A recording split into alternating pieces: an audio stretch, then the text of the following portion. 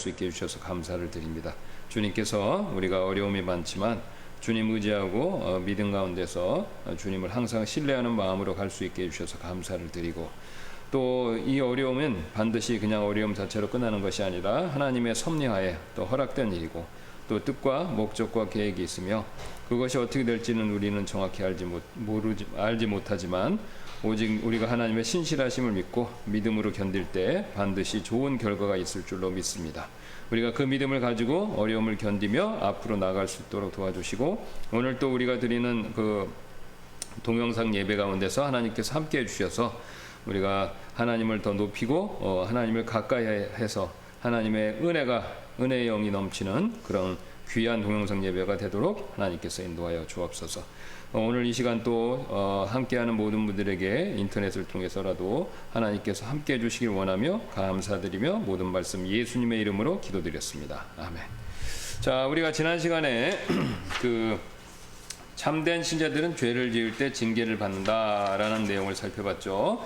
그래서 우리가 지금 어디를 하고 있냐면은 믿음과 행함의 관계를 대해서 살펴보고 있고, 또 믿음과 행함이 어떤 관계에 있는지에 대한 내용의 일부로서 이제 참된 신자들은 죄를 지을 때 징계를 받는다, 이런 내용을 살펴봤죠. 잠깐 다시 한번 정리를 해서 말씀드리면 각자 구원받은 것은 자기 스스로 알 수 있습니다. 왜냐하면 그 안에 성령님이 오시고 또 우리가 거듭나고 또 우리가 여러 가지 내적 조건을 통해서 상황을 통해서 내가 구원받았다라는 것을 분명히 알 수 있죠. 자, 근데 이제 문제는 다른 분들이 구원받은 것을 어떻게 합니까? 라고 했을 때 우리는 다른 사람들의 언행, 그러니까 마음은 못 봅니다. 언행을 통해서만 그분들이 구원받았는지 안 받았는지를 알 수 있는데, 문제는 이제 언행의 이 마음과 사람이 거짓되기 때문에 그 사람의 마음, 속내와 언행이 일치하지 않을 때가 있다는 겁니다. 이제 그게 문제라는 거예요. 자, 그래서 우리가 언행을 통해서 100% 그 사람이 구원받았는지 안 받았는가를 정확하게 판단하기는 어렵다는 겁니다.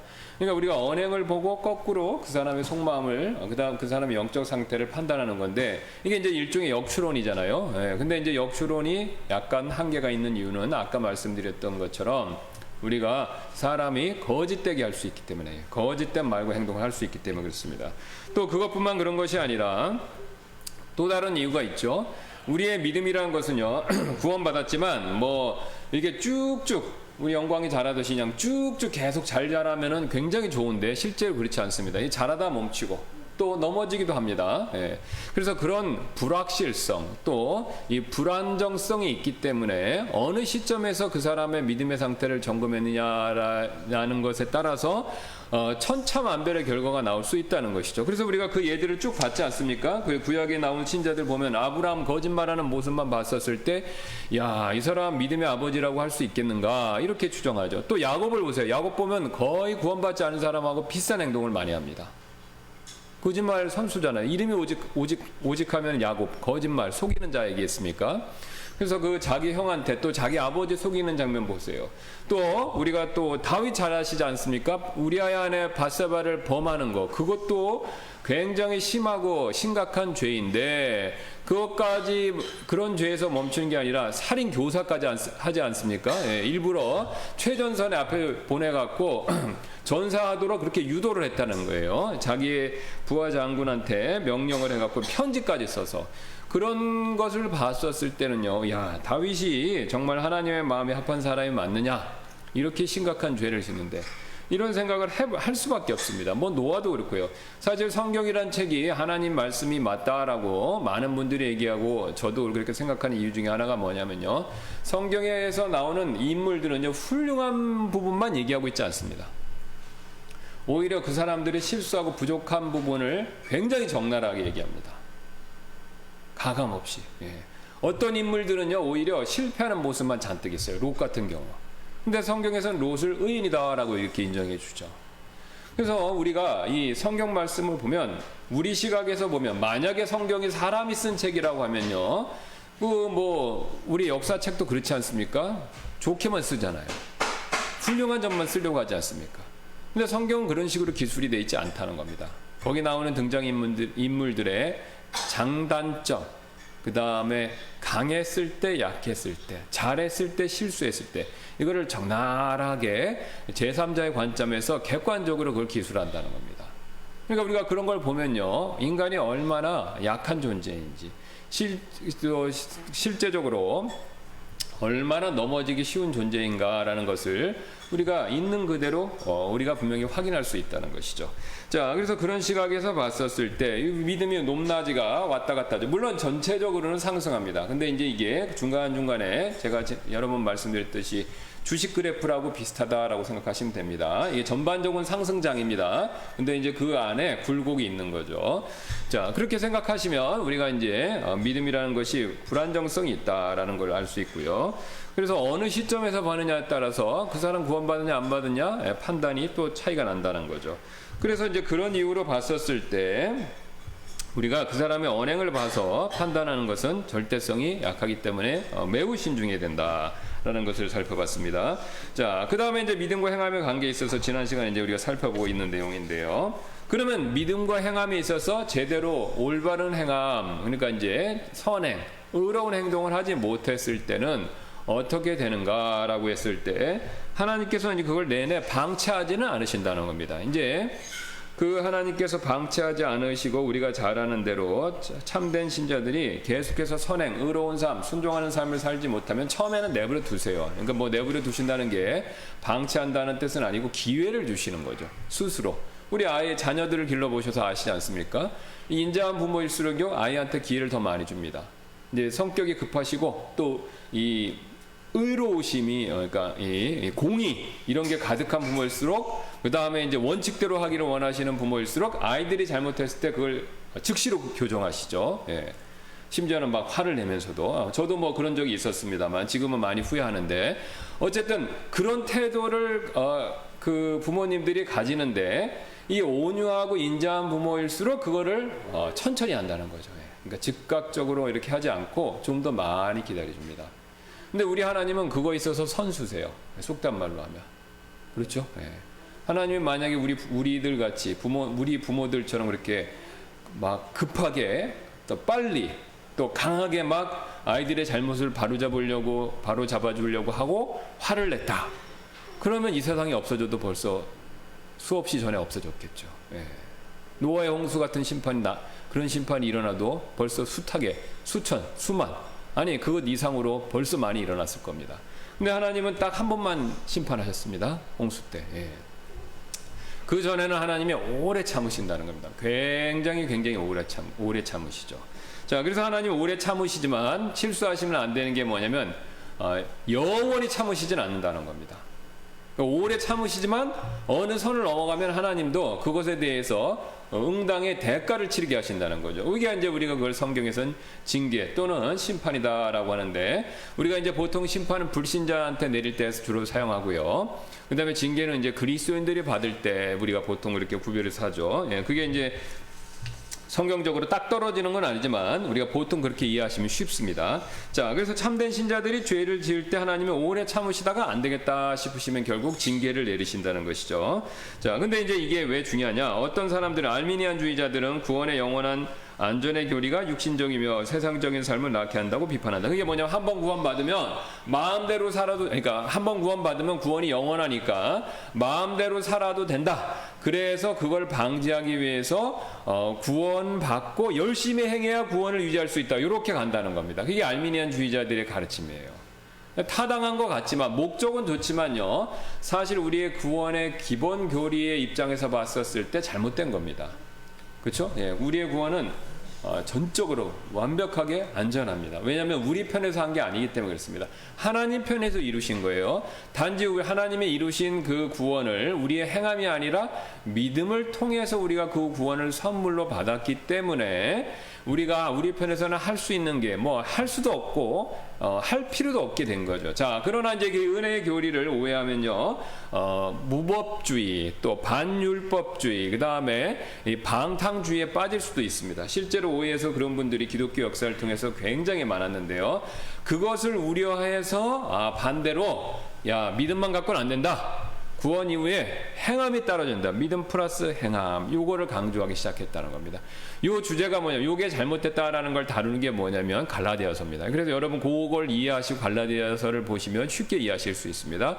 그러니까 갈라디아서 내용의 그 잘못된 가르침을 바울이 바로잡아 주는데 핵심 내용이 뭐냐면 믿음으로 구원받고 행함으로 이루어진다는 그 구원을 유지한다는 겁니다. 그러니까 믿음으로 이루어졌는데 그 이루어진 것을 행함을 통해서 지켜야 된다. 계속해서 그 얘기를 하는 거죠. 그때 이제 그 행함을 통해서 지키는 방법이 뭐냐면 그 당시에는 유대인들이었기 때문에 바로 이제 유대주의로 돌아가서 도덕법 외에 유대인들에게 요구했던 시민법과 제사법, 특별히 이제 시민법의 일부를 요구하는 내용이 나옵니다. 그게 이제 할례예요. 예.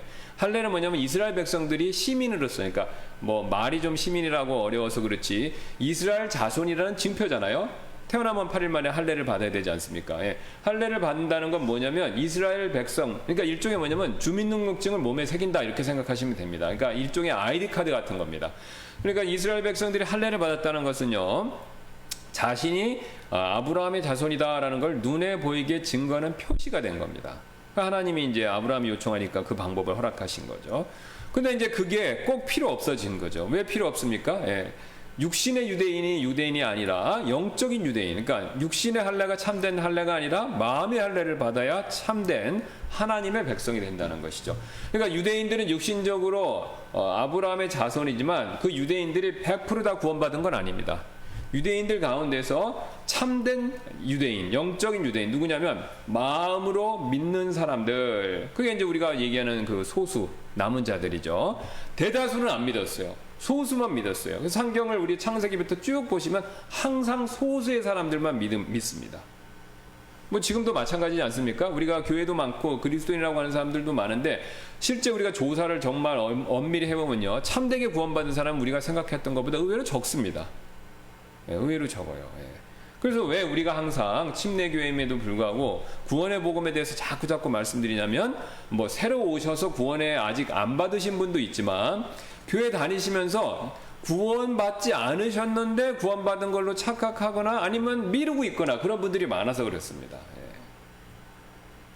그래서 그런 현상이 계속해서 있어 왔기 때문에 우리가 계속 점검하는 건데, 어쨌든 유대인들도 마찬가지입니다. 유대인들도 아브라함처럼 참되게 믿는 사람이 있지만 이스마엘같이 안 믿는 사람이 있었죠. 예.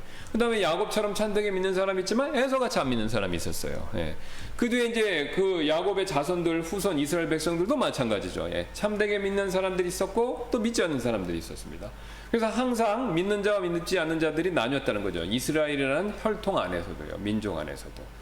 자, 그래서 이제 그 참되게 믿는 사람만 참 이스라엘 사람이죠. 믿음으로. 그와 동일하게 우리도 마찬가지입니다. 교회 안에 다닌다, 뭐 그리스도인이다, 통계치에 그렇게 다 잡히지만 실제 믿는 사람들은 얼마나 될지는 우리가 정확히 모른다는 겁니다. 그걸 엄밀하게 따져보지 않은 이상은요. 자, 그래서 이제 우리가 참된 믿는 자들, 참된 믿는 자들이 사실 이제 그 수는 상대적으로 적은데, 어쨌든 그 사람들 가운데서도 만약에 참되게 그 성경에서 요구하는 그 행위를 하지 못하면은 그 사람들은 이제 구원을 지킬 수 없다라고 얘기하는 것이 이제 갈라디아서 주의인데, 이제 갈라디아에서 나오는 유대주의자들 주의인데, 그거는 이제 잘못된 거죠. 한번 구원받으면 안전한 겁니다. 예, 그 사람이 아까 말씀드렸던 예처럼 실수를 하든 실족을 하든 또 뭐 고의적으로 그렇게 신앙생활을 하든 관계없이 영원히 안전하다는 겁니다. 하나님 편에서 해주신 것이기 때문에. 그러나 이제 그걸 방치하지는 않으신다는 거죠. 왜? 하나님이 그런 상태에 오래 있으면 하나님이 반드시 징계를 하십니다. 자, 그래서 이제 그 징계하시는 내용이 히브리서 12장 6절에 나오죠. 주께서 사랑하는 자를 친히 징계하시고 자신이 받아들이는 아들마다 채찍질 하셨느니라. 그러니까 사랑하는 자를 친히 징계하신다고. 그러니까 여기 굉장히 중요합니다. 주께서 사랑하는 자를 친히 징계하시고, 이제 징계하시는데 미워서 하는 게 아니죠. 이게 굉장히 차이가 있습니다. 사랑하는 자를 징계합니다. 우리 부모님도 마음이 그렇죠? 우리 부모님도 자식을 징계하실 때 기본적으로 사랑입니다. 그렇죠? 예. 근데 이제 우리가 육신이 약한 거로 아무리 부모님이지만 자식이 지속적으로 말을 안 들면 이 불순종 때문에 부모님이 쓴뿌리가 생깁니다. 저를 포함해서 모두 다. 그럼 쓴뿌리가 생기니까 미운 마음에 우리는 때때로 징계할 수가 있어요. 그렇죠? 예. 그렇게 미운 마음 때문에 징계하면은 이제 자녀들이 그걸 압니다. 그리고 이제 자녀들도 쓴뿌리가 생겨요. 그러면 이제 관계가 나빠지는 겁니다. 근데 하나님 편에서는요, 하나님은 절대 그런 게 없습니다. 우리가 아무리 잘못한다 하더라도요, 미운 마음을 가지고 징계는 안 하세요. 왜? 이미 우리를 사랑하시기 때문에 구원해 주셨잖아요. 자녀를 삼으신 거잖아요. 우리가 사실 구원받기 전에 엄청난 죄인이었는데 하나님이 그래도 우리를 사랑하셔서 예수 그리스도를 통해서 우리를 구원해 주셨습니다. 근데 구원받고 나서 죄를 짓는데, 아무래도 구원받고 나서 짓는 죄는요, 구원받기 전에 지었던 죄보다는 양적으로나 질적으로나 적습니다. 정상적인 그리스도인이라면요. 그러니까 우리가 훨씬 그보다 적은데, 앞에 큰 죄도 과거의 죄도 용서해 주셨는데 현재 짓는 상대적으로 적은 죄는 용서를 안 해주실 리가 없죠. 앞에 더 큰 죄를 질 때도 사랑하셨는데 상대적으로 더 적게 짓는 죄 때문에 미워하실 리는 없잖아요. 예. 그러니까 하나님은 신실하시기 때문에 앞에서도 사랑하셨으면 지금도 사랑하십니다. 그러니까 사랑하는 마음에 변화가 없으시기 때문에 징계하실 때도 사랑하는 마음으로 징계를 하신다는 것이죠. 그래서 자신이 받아들이는 아들마다 채찍질 하셨느니라. 그래서 이게 굉장히 이제 하나님께서 사랑하시는 마음의 징계를 한다는 거죠. 또 하나님께서는 제멋대로인 자녀들에게 또 매를 드십니다. 이제 이어서 이렇게 말씀합니다. 너희가 징계를 견디어내면 하나님께서 아들들을 대우하듯 너희를 대우하시나니 아버지가 징계하지 않는 자가 무슨 아들이냐. 모든 사람이 징계를 받음으로 너희에게 징계가 없으면 너희가 사생하여 아들이 아니니라. 자, 이 내용을 이해하려면 그 당시 좀 배경을 좀 보셔야 되는데, 지금도 마찬가지지만 그 당시에는요, 이 아버지가 굉장한 권한을 갖고 있습니다. 이 아버지 말이 거의 법이죠. 예. 그래서 이 로마인들 같은 경우에는요, 이 자녀가 태어났었을 때 자녀가 약하면 죽일 권한도 갖고 있었습니다. 굉장히 잔인한데요. 그 당시는 일반적인 문화였습니다. 이 아버지가 있는데 자녀가 나약하게 보여요. 별로 튼튼해 보이지 않고 뭔가 마음에 안 듭니다. 그러면 이 아이를 죽이겠다라고 하면 합법적으로 죽일 수가 있었습니다. 어머니가 뭐 반대 이런 거 못해요. 굉장히 가부장적 권한이 셌습니다. 예. 잔인할 만큼 그렇게 권한을 많이 가졌는데요. 자, 그게 이제 그 아버지가 많은 권한과 힘을 가졌는데, 그 권한이 결국은 뭐냐면 자녀들한테 그게 상속이라는 것을 형태로 물질적 또 이제 지위적 여러 가지 것들이 물려받습니다. 그 당시 뭐 신분 사회니까 그게 굉장히 중요합니다. 뭐 지금도 우리가 이 자녀들을 열심히 공부를 가르치고 뒷바라지를 해주는 게 뭐냐면, 부모가 좋은 걸 누리는 거 있으면 자녀도 그걸 누리게 해주고 싶어서지 않습니까? 예, 특히 그래서 중산층에 있는 부모님들이 교육률이 제일 높은데, 왜냐하면 자신이 중산층으로서 살아보니까 사회적인 특권이나 누리는 게 많았던 겁니다. 그러니까 그걸 자식에게도 누리게 하고 싶어서 이제 우리 시대는 교육이니까 교육에다 엄청나게 투자를 많이 하는 거죠. 근데 그 당시는 교육이고 그런 게 없었어요. 뭐 교육을 한다고 뭐 수능이 있는 것도 아니고 뭐 조선시대처럼 과거가 있는 것도 아니고, 아버지가 갖고 있는 걸 그대로 물려받는 겁니다. 아버지가 시민이면 그대로 물려받는 거. 아버지가 무슨 정치인이면 그 권한을 거의 비슷하게 물려받는 겁니다. 그러니까 이게 신분제는 상속이 돼요. 그러니까 상속을 받는다는 게 굉장히 중요합니다. 근데 이제 상속을 받을 때 큰아들이 주로 받죠. 아들들이 있고 큰아들이 받습니다. 그런데 이제 그 당시에 이제 큰아들이 받는데, 꼭 큰아들만 받는 것은 아니라 아들들이 있으면 그 중에서 제일 유능한 아들을 또 줄 수도 있습니다. 그러니까 그 아버지가요, 자기의 이런 명예, 신분 이런 것들을 자녀한테 줄 때요, 테스트를 합니다. 훈련을 시켜요. 그래서 합당한 자식한테 그걸 물려줍니다. 왜냐하면 이걸 잘 물려줘야 자기 집안이 이렇게 유지되니까요. 가문의 명성과 번성이. 그러니까 그거를 자기 아버지가 딱 보고 얘한테 줘야 되겠다라고 하면 딱 그 애를 딱 선택을 해서 맹훈련을 시키는 거예요. 그래서 맹훈련을 시키는 훈련 중에 하나가 뭐냐면 징계입니다. 자, 다시 한번요. 징계는 단순하게 잘못해서 때리는 정도가 아니라, 그 당시 문화에서는요, 이 아이를 우리 집안에 상속을 물려줄 아이로 내가 삼았고 얘를 가르쳐야 되고, 이 가르치는 과정에서 얘가 말을 안 들었었을 때 디서플린, 그 애를 바로잡아주는 과정 중에 하나가 바로 징계였다는 겁니다.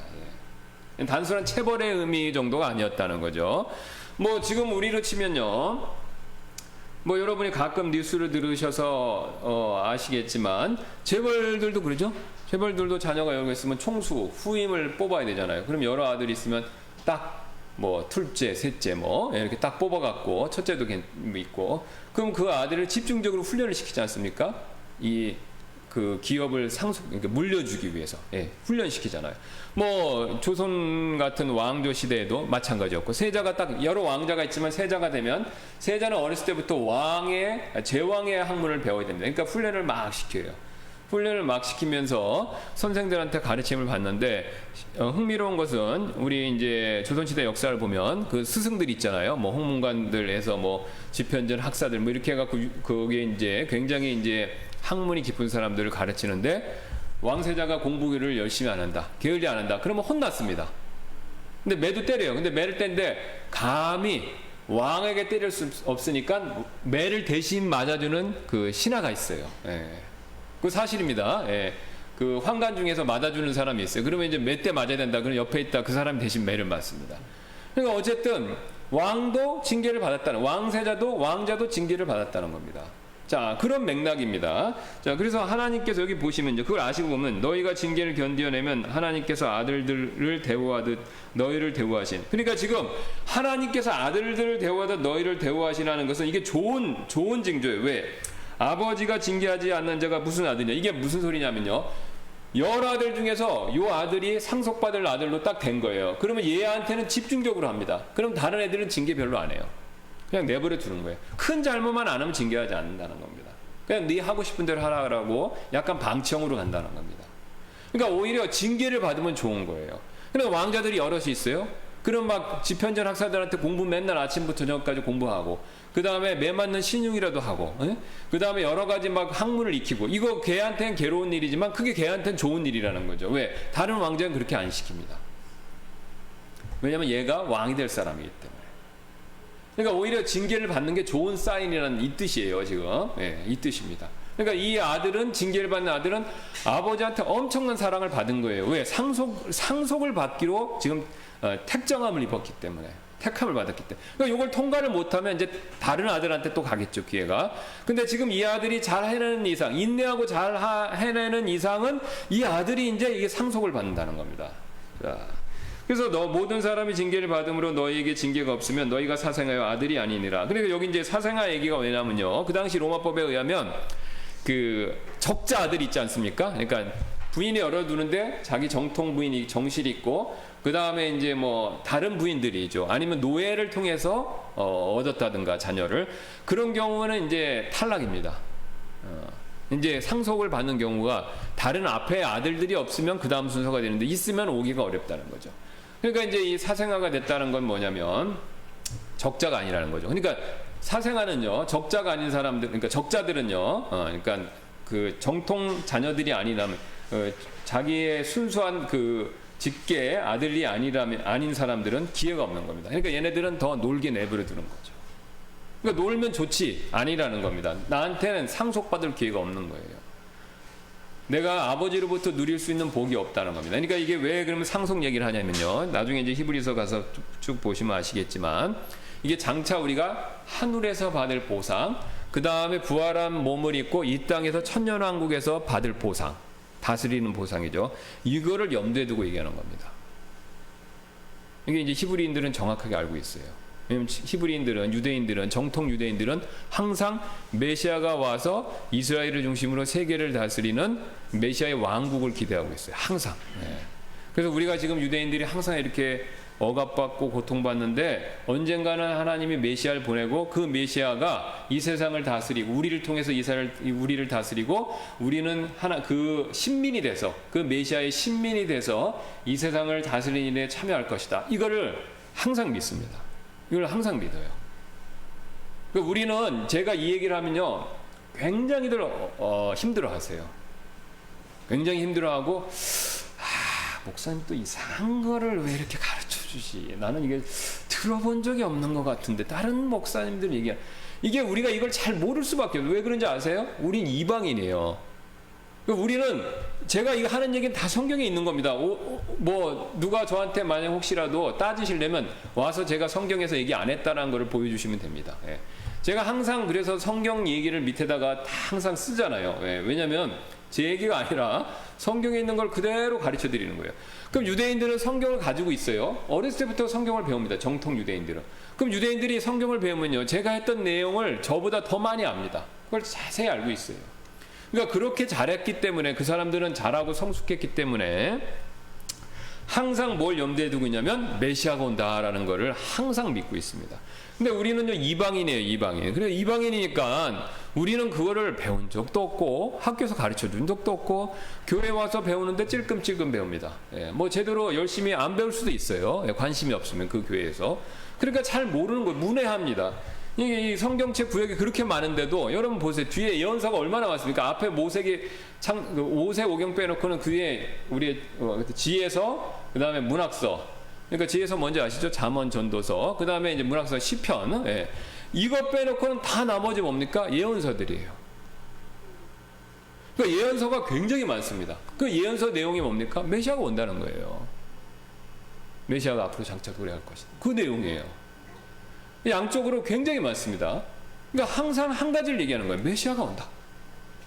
메시아가 장차 와서 너희들이 지금 그 우상 숭배지 때문에 앞으로 이제 바빌론 포로 생활, 그 외에 이제 여러 가지 고난과 흩어짐을 당할 것이지만 결국은 너희가 회개하고 돌아와서 뉘우치고 메시아가 다시 와서 아브라함과 이삭과 야곱에게 약속한 그 약속, 또 다윗에게 한 그 약속을 이룰 것이다. 그게 주제입니다. 그걸 계속 끊임없이 얘기하는 겁니다. 계속 끊임없이. 그래서 우리가 이제 이 상속과 관계된 개념이 유대인들의 입장에선 이제 그렇게 관련이 있습니다. 그러니까 이제 여기서 그 내용을 바탕으로 얘기하는 거죠. 왜냐하면 보세요, 이게 히브리서지 않습니까? 히브리서는 누구한테 쓴 거냐면 구원받은 유대인들한테 한 거예요. 그러니까 유대인들이 그 내용을 잘 아니까 이 내용을 우리가 바울이 썼다라고 믿는데 여기서 지금 그걸 풀어주는 겁니다. 그러니까 그러면 왜 로마서, 뭐 고린도 전후서 이런 데서 이런 얘기 안 나오냐? 이방이니까 모르니까 얘기를 안 해주는 거예요, 바울이. 그러니까 잘 모르거든요, 이방인이라. 그러니까 그 사람들한테는 얘기를 잘 안 해주고, 왜냐면 해줘도 모르니까 히브리인들은 잘하니까 그 얘기를 해주는 겁니다. 그래서 너희가 잘하니까 이렇게 설명을 하면서 상속과 관련된 얘기를 하는 겁니다. 자, 그래서 모든 사람이 징계를 받음으로 너희가 징계가 없으면 너희가 사생아의 아들이 아니니라. 그러니까 이제 자격 없는 게 된다는 거죠. 그러니까 그 얘기를 그대로 우리가 적용하면, 우리가 이제 구원받았잖아요. 이제 구원받은 사람들은 뭐가 됩니까? 상속자가 되는 거죠. 하늘에서 우리가 상을 받고 그리스도 심판석에서, 그 다음에 장차 천년왕국에서 또 상을 받습니다. 이제 상에 대한 그 상이 실현되는 거죠. 그러니까 우리가 그걸 생각해 두면 우리가 이제 그런 상속자가 된 거예요. 그러니까 하나님은 그걸 염두에 두시고 상속자가 됐는데 우리를 가만두면 안 되는 거죠. 왜? 상을 잃잖아요. 우리가 지금 딱 구원받고 나서는요, 우리가 지금 구원받은 이후의 삶은요, 상을 얼마나 많이 얻을 수 있는가라는 기회라는 겁니다. 그러니까 우리가 보내는 시간, 물질, 하는 일, 이 모든 것들이요, 상과 직결되어 있습니다. 구원하고는 상관없어요. 왜? 구원은 이미 안전하니까. 그러니까 다 상과 연결되어 있는 겁니다. 상속받을 상과 연결되는 거죠. 그러니까 우리가 그거를 염두에 두고 하나님은 계속 우리를 훈련시키시는 거죠. 그러니까 우리가 상을 많이 받기를 원하시는데 열심히 안 하고 신앙인으로서 신앙생활 제대로 안 하면 그냥 나만 괴롭고 끝나는 게 아니라 상도 못 받는 겁니다. 그러니까 그것마저 염두에 두셔서 우리를 할 수 없이 징계를 하신다는 거예요. 그래서 이제 사랑하는 자마다 징계하신다, 이렇게 얘기하는 거죠. 자, 여러분 왜 그렇습니까? 우리 부모님들도 자녀를 혼낼 때, 자, 여러분 왜 우리가 공부 안 하면 자녀들을 엄하게 꾸짖습니까? 열심히 안 했기 때문에, 성실하지 않기 때문에. 그것도 있죠. 근데 우리 특히 한국 부모님들한테 그 이상의 의미가 있어요. 왜 그랬죠? 공부 안 하면 미래가 불투명해지잖아요. 그렇죠? 특히 내가 이제 굉장히 어렸을 때 고생을 많이 하고 어려웠고 가정이 어려웠는데 내가 막 열심히 공부해갖고 또 열심히 노력해갖고 어떤 중산층의 안정된 생활을 누렸단 말이죠. 그런데 이제 우리 자녀들도 그런 복을 누리기를 원하는데 이 녀석이 공부를 열심히 안 하네. 그럼 여러분 어떤 마음 드십니까? 얘는 성실하지 않기 때문에 혼내야 되겠다. 거기서 멈추는 게 아니지 않습니까? 얘 미래, 앞날을 위해서 플러스 알파로 그런 마음까지 있어서 더 공부 안 하는 것에 대해서 책망하는 거죠. 또 징계하는 거죠. 그러니까 그의 애의 미래 인생을 염두에 두는 거죠. 그러니까 우리 부모도 그럴진데 하나님은 어떠시겠습니까? 예. 단순하게 우리의 잘잘못에서 문제에서 끝나는 게 아니라 상속과 관계되기 때문에 그것까지도 염두에 두고 말씀하시는 거죠. 자, 그래서 바울 역시도 이제 이렇게 징계된 내용을 경고하는데요. 그럼에도 불구하고 하나님의 기초는 확고히 서 있고 거기에는 주께서 자신의 백성인 자들을 아시느니라 하며 또 그리스도의 이름을 부르는 자마다 불법에서 떠날지어다 하는 글이 담긴 이 봉인이 있느니라. 자, 그래서 이제 그리스도인들은 그리스도의 이름을 아는 자들은 당연히 이제 불법에서 떠나야 되죠. 그게 죄인 것도 있고요. 그 다음에 앞에서 히브리서 기자가 얘기한 것처럼 상속과 관계된 거기 때문에 그 상속을 잃어버리기 때문에 그것도 관계돼서 얘기한다는 겁니다. 자, 그 다음에 게다가 신자가 너무 진한 불법에 빠져서 자신의 간증을 심각하게 손상시키고 하나님의 영광을 가릴 것 같으면 육신의 생명을 취하시기도 합니다. 이 말이 약간 오타가 있습니다. 자, 여기에 잘 아시는 대로 고린도전서 11장 30절에 이랬죠. 이런 까닭에 너희 가운데 약한 자와 병든 자가 많고 잠자는 자도 많도다. 그런 자를 사탄에게 넘겨주어 육체를 멸하도록 판단하였으니 이것은 영이 주 예수님의 날에 구원을 받게 하려 함이라. 요한일서 5장 16절이죠. 어떤 사람이 자기 형제가 사망에 이르지 아니한 죄 짓는 것을 보거든 그는 강구할 것이요 그러면 그분께서 사망에 이르는 죄를 짓지 아니하는 자들로 인하여 그에게 생명을 주시리라. 사망에 이르는 죄가 있는데 나는 그가 그것으로 인해 기도하라고 말하지 아니하노라. 그러니까 이제 심각한 죄를 져서 하나님의 간증을 손상시킨다. 그리스도인으로서 심각한 간증을 손상시키고 그 다음에 하나님께 영광을 가린다. 그러면 취해에 갈 수도 있다는 거죠. 구약에 대표적인 예가 있죠. 그 다윗이 아주 굉장히 심한 죄를 졌잖아요. 그러니까 그 요단 선지자가 그 나단이죠. 나단 선지자가 다윗한테 그 책망을 하면서 다윗이 그 말을 듣고 어떻게 했습니까? 즉시로 회개했잖아요. 예. 그러니까 나단에 대해서 그 책망에서 즉시로 반응하니까 나단이 맨 마지막에 붙이는 내용이 있습니다. 뭐냐면 왕이 죽지는 않을 것이다. 그러니까 다윗이 거기서 회개 안 했으면요 곧바로 죽은 겁니다. 왜요? 그러면서 이유를 붙이죠. 그렇게 했기 때문에 하나님의 영광을 가렸다는 겁니다. 그러니까 당신이 이렇게 숨어서 죄를 지어서 하나님의 영광을 가렸으니까 이제 당신이 드러나게 창피를 당할 것이다. 그런 내용을 하잖아요. 이제 섭들이 자기 아들한테 이제 그 능욕당하는 그 일이 예언을 하지 않습니까? 그러니까 거기서 다윗이 회개를 안 했으면 죽었다는 겁니다. 그러니까 이게 하나님이 너무 심한 죄를 자꾸 짓고 그러면요 하나님이 우리를 빨리 천국으로 데려가실 수도 있습니다. 그러니까 여기 성경에 최소한 세 구절에서 그걸 얘기하고 있죠. 그러니까 하나가 뭡니까? 여기 이제 그 고린도전서 11장 30절 아시는 대로 만찬과 관계된 죄죠. 그래서 한번 가서 보시죠. 여기 이제 합당하지 않게 먹고 마시는 자, 여기 29절이죠. 28절. 오직 사람이 자기를 살피고 그 뒤에 그 빵을 먹고 그 잔을 마실지니 합당하지 않게 먹고 마시는 자는 주의 몸을 분별하지 못하고 자기를 위하여 정죄를 먹고 마시느니라. 이런 까닭에 너희 가운데 약한 자 병든 자가 많고 잠자는 자도 많도다. 그러니까 이제 그 당시에 만찬은 좀 우리하고 차이인데 애찬이 있습니다. 애찬이 있고 만찬인데 애찬 때 이제 파티를 한 거예요. 그냥 막 와서 막 마셔버리고 완전히 무슨 세상 파티같이. 우리는 애찬을 안 하잖아요. 그러니까 우리도 사실 애찬을 합니다. 우리가 식사하는 게 애찬이라고 생각하시면 돼요. 그러니까 그 당시 어떻게 했냐면 우리가 예배 끝나고 보통 식사를 하잖아요. 근데 그 당시 사람들 모이면 처음에 식사 교제, 애찬을 먼저 했습니다. 그리고 만찬을, 그 애찬 끝에 만찬을 했어요. 보통. 왜 그러냐면 예수님이 다락방에서 그 6월절, 그러니까 새 언약의 상속유액을 주시면서 만찬식을 제정하실 때 처음에 뭐 했습니까? 6월절 만찬을 먹는 식사가 있었어요. 그러니까 진짜 식사를 하신 거예요. 그리고 마지막에 빵을 띠면서 만찬식을 따로 대정하신 거죠. 그러니까 그 전통을 그대로 본받아서 초대교회 때는 먼저 식사를 했어요. 식사가 끝나면 그 다음에 식사의 마지막에 만찬을 했습니다. 근데 이제 그 당시에 이제 이 사람들은 이제 식사 문화가 우리하고 틀리잖아요. 그러니까 빵과 이제 포도즙을 마시지 않습니까? 그러니까 그냥 고기나 이런 거 뭐 빵 같은 거 포도즙도 이렇게 마시다가 먹고 끝나서 따로 떼어놓은 걸 가지고 이렇게 하면 됐어요. 근데 이제 우리는 우리하고는 틀리죠. 우리는 밥하고 김치 먹다가 이제 만찬으로 하니까 음식을 바꿔야 되니까 우리가 좀 코드가 안 맞는 겁니다. 이건 좀 문화적 차이죠.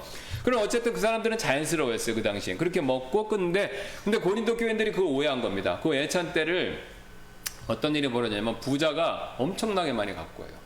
그래갖고 거기서 막 파티를 하는 겁니다. 그러니까 뭐 완전히 그냥 그 세상적인 파티 같이 된 거예요. 그리고 막 자기 음식 자랑하고, 예. 그 다음에 가난한 사람한테는 또 안 주기도 하고, 예. 그러니까 막 이게 그 애찬이란 게 펠로우십, 성도 간의 펠로우십이라는 건 눈꽃만큼도 없고 완전히 육적이고 타락한 방법이 된 거예요. 그러면서 그렇게 막 육신적으로 애찬을 하다가 끝에 가서 만찬한 거예요. 그러니까 하나님이 굉장히 싫어하시는 거죠. 그리고는 우리가 주님의 만찬합니다. 그러니까 앞에 죄에 왕창 지어놓고 그 다음에 만찬을 그대로 가는 거예요. 그러니까 앞에 죄 짓고 곧바로 가면 안 되지 그렇게 되면 안 되잖아요. 그러니까 회개하고 만찬에 임해야 되는데 애찬 때 완전 죄 짓고 그 다음에 그 전혀 뉘우치지 않고 하니까 그런 습성을 버리니까 그게 이제 굉장히 주님의 그 만찬식을 모독하는 꼴이 된 겁니다. 그래서 하나님이 이제 경고 차원에서 이제 병든 자도 있고 약한 자도 있고 잠자는 자도 많게 하셨다 그렇게 말씀하시는 거죠. 그다음에 5장 5절은 아시는 것처럼 자기의 그 계모를 취하는 자, 그거에 대한 얘기를 하는 거죠. 자, 그래서 하나님이 종종 빨리 데려가실 수도 있습니다. 왜냐하면 자꾸 세상에서 속썩이고 하나님 영광 가리니까 딱 빨리 천국으로 데리고 오시는 거죠. 그게 이제 좋을 수도 있고 안 좋을 수도 있습니다. 궁극적으로는 좋은 거죠. 왜 그렇습니까? 천국 가는 거니까요. 근데 이제 안 좋죠. 안 좋은 면도 있습니다. 왜 그렇습니까? 상 받을 기회가 하나도 없는 거죠. 그러니까 말썽만 일으키다가 왔으니까 하늘에서 그리스도의 심판석에서 앞으로 장차받을 상이 없잖아요. 그러니까 그런 면에서는 부정적이죠. 긍정적인 거는 일단 천국은 빨리 가는 거니까 좋은 겁니다. 그러니까 이제 불명예 제대를 하는 겁니다. 불명예 제대. 그러니까 제대를 하니까 좋은 면도 있겠지만 불명예니까 안 좋은 거죠. 자, 그 다음에 이제 징계받는 일은 결국 자신이 심는 것을 거두는 일이 됩니다. 속지 말라. 하나님은 조롱당하지 아니하시나니 사람이 무엇을 심든지 또한 그것을 거두리라. 자기 육신에 심는 자는 육신으로부터 썩는 것을 거두되 성령에게 심는 자는 성령으로부터 영존하는 생명을 거두리라. 우리가 잘 행하는 가운데 지치지 말지니 우리가 기진하지 아니하면 정하신 때에 거두리라. 그러므로 우리는 기회에 있는 대로 모든 사람에게 선을 행하되 특히 믿음의 집안에 속한 자들에게 할지니라. 그러니까 결국은 우리가 인과응보, 그러니까 심는 대로 거두는 거예요. 우리가 행한 대로 받는 겁니다. 그러니까 우리가 열심히 구원받은 이후에 구원을 지키기 위해서가 아닙니다. 여러 가지 목적이 있어요. 우리가 선행을 해야 되는 이유는 감사를 위해서 해야 되고 또 하나님의 영광을 위해서 그리스도인답게 살아야 되고 그다음에 장차받을 그리스도의 심판석 상을 또 천년왕국에서 받을 상 속의 문제에 있어서 위해서 우리가 또 열심히 생활해야 되고 또 청지기 직분에 신실하기 위해서 여러 가지 이유가 있습니다. 여러 가지 이유가 있는데 각자 심는 대로 거둔다는 거죠. 그걸 다 망각하고 무시하고 아니면 게으름과 나태함으로 인해서 안 해버리면요 그거에 따른 결과를 내가 스스로 받는 거라는 것 뿐이라는 것이죠. 그래서 구원은 은혜로 받지만 보상은 우리의 행위와 노력에 따른 결과입니다. 그러니까 하나님이 우리한테 공평하게 기회를 주시는 거죠. 구원받으면 전부 똑같은 출발선상에서 시작하는 겁니다. 뭐 과거에 어떤 삶을 살았든 상관없습니다. 뭐 부자였든지 가난했든지 아주 큰 죄인이었든지 적은 죄인이었든지 많이 배웠든지 적게 배웠든지 상관없습니다. 구원받으면 전부 동일한 선상에서 출발하는 거죠. 자, 거기서부터 어떻게 얼마나 열심히 달렸는가 이거에 따라서 상을 받는 겁니다. 굉장히 하나님이 공평하게 체크하신다는 거예요. 뭐 우리의 지적 능력, 재산 이런 거 다 상관없습니다. 많이 준 자한테는요 하나님이 많이 맡기신 자에게 많이 요구하시는 거죠. 적게 맡긴 사람한테는 조금만 하나님이 요구하시는 거예요. 그러니까 내가 부자라고 그래서 좋을 거 없고 가난하다고 그래서 낙담할 거 없다는 겁니다. 물질을 나한테 이만큼밖에 안 주셨으면 이것만 잘 쓰라는 겁니다. 물론 그렇다고 가난하는 게 좋으니까 가난하게 살자 이런 뜻이 아닙니다. 여러분이 정직하고 또 올바른 방법으로 최선을 다해서 열심히 생활하시는 건 성경이 격려하는 게 맞습니다. 그리고 하나님이 그것 따른 복을 주세요. 우리 전도서에 하나님 주신 분복이 나오지 않습니까? 그게 하나님 주시는 행복이에요. 근데 그걸 추구하는 건 잘못된 게 아닙니다. 자, 그러는데 추구했다 해도 모든 사람이 하더라도 모든 사람이 솔로몬 같이 부유해지는 건 아니잖아요. 그렇죠? 네. 모든 사람이 다 넘치게 잘 사는 건 아니라는 겁니다. 결국은 하나님이 분복이 있어서 잘 살게 하는 사람이 있고, 또 적당히 살게 하는 사람이 있고, 또 가난하게 사는 사람이 있어요. 예. 그러면 그 결과에 놓고 봤었을 때 부자만 좋고 가난한 건 나쁘다, 이렇게 생각하실 필요는 없다는 겁니다. 그러니까 각자 최선을 다하되 결과에 대해서는 하나님이 허락하신 것이니까 받아들이고, 그 결과에 맞춰서 자기가 지혜롭게 생활을 하시면 되는 겁니다. 그럼 내가 가난했다, 평소에. 내가 열심히 노력했지만 평생 살다 보니까 어떻게? 가난했다. 그럼 내가 가난한 삶에서 최선을 다하시면 되는 겁니다. 한 랩돈을 들였던 과부가 제일 많이 들였다고 그랬어요. 그 과부가 열심히 노력을 안 했을까요? 저는 했다고 봅니다. 왜냐하면 그 당시 노력 안 하면 굶어 죽습니다. 그러니까 열심히 하루하루 살아야 돼요. 근데 자기 하루치 생활비를 탁 드린 거예요. 그거 제일 많이 들였다고 그러지 않습니까? 내가 한 달에 100만 원을 벌든 1000만 원을 벌든 상관없습니다. 주신 것만큼 최선을 다하면 하나님이 그걸 다 기록해 놓으시고, 그 다음에 하나님이 다 생경책에다가 그걸, 우리의 행위를 기록하는 책에 다 그거를 하나님이 기록을 남기시고 적어 놓으셨다가 나중에 공명정대하게 다 갚아주신다는 거죠. 그러니까 물 한 잔만 줘도, 어린 사람에게, 소자에게, 개혁식을 표현하면 소자에게 물 한 잔만 줘도 상을 잃지 않는 겁니다. 이거 얼마나 공평합니까? 세상에서는요, 물 한 잔 주면 상 없어요. 그렇죠? 여러분 회사의 사장님한테 물 한 잔 준다고 사장님이 뭐 상 줍니까? 수고했어, 그런 소리 해주면 다행이고, 아니면 말고죠. 예. 그죠? 예. 근데 하나님은, 예수님은 물 한 잔만 줘도 상이 있다고 그러잖아요. 예. 세상은 큰 일만 상 주고 작은 일은 무시하는데 하나님의 기준은 다릅니다. 작은 일도 다 고려하신다는 거예요. 그러니까 우리가 교회에서 청소하는 거, 뭐 여기서 다른 사람, 여기 다른 사람 좀 도와주는 거, 그 다음에 별로 시시콜콜한 거, 하찮게 보이는 거, 세상 기준으로 그거 다 상이 있는 일입니다. 뭐 앞에 서갖고 사람들한테 시선과 이목을 집중받는 일만 큰 상을 받는 게 아니라, 그건 나름대로 다 상이 있고, 또 눈에 안 보이게 하는 활동에 따라 다 그것도 상이 있는 거예요. 어떤 분은 예배만 열심히 참석하는 것만으로도 상이 있습니다. 왜? 예배 나오기 어려운 상황이 있잖아요. 뭐 건강이 안 좋았는데도 열심히 오시는 분도 있고, 또 사정이 안 되는데도 열심히 나오는 분이 있어요. 핍박을 받으면서도 열심히 나오고. 그럼 그분은 그것만으로도 상을 받는 겁니다. 왜? 환경과 상황이 다 틀리니까. 그러니까 하나님이 다 아시니까 객관적으로 다 판단해서 주시는 겁니다. 그러니까 억울해 할 것도 없고, 그 다음 불공평하다고 생각할 필요도 없고, 그 다음에 그런 것들로 인해서 불평과 불만 가질 필요도 없습니다. 하나님이 다 알고 해주시는 거니까. 단지 우리끼리 비교해서 부자는 여기 앞에 앉으시고 가난한 자는 내 발밑에 앉으라, 이 우리끼리 차별하니까 문제인 거죠. 우리끼리. 근데 하나님은 차별 안 하시니까 노프라 부릅니다. 걱정 안 하셔도 돼요.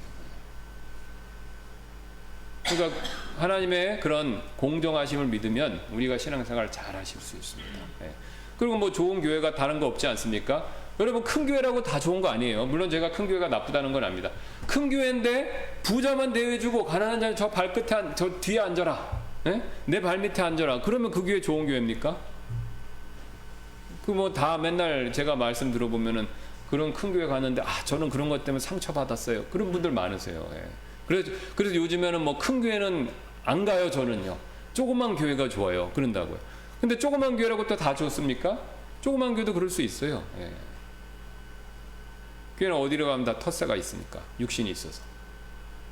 그러니까 크고 작은 게 아니라 얼마나 우리가 성경에 말하는 원리의 원칙에 따라 신앙생활하는가. 그게 좋은 교회라는 거죠. 그러니까 우리 교회가 작다고 뭐 실망하실 필요 없습니다. 성경 말씀대로 하려고 한다면 우리 교회가 좋은 교회가 될 수도 있어요. 뭐 제가 목회자니까, 우리 교회 이제 목회자니까 우리 교회가 좋은 교회라고 제가 말하면 자아자찬이 됩니다. 그래서 제가 얘기할 수는 없고, 우리가 이런 원칙대로 하면 좋은 교회라고 인정받는다는 건 사실이니까 그거는 제가 말씀드릴 수가 있습니다, 확실하게. 그래서 우리가 그렇게 생각하시면 뭐 굉장히 기쁜 마음으로 신앙생활 하실 수 있습니다.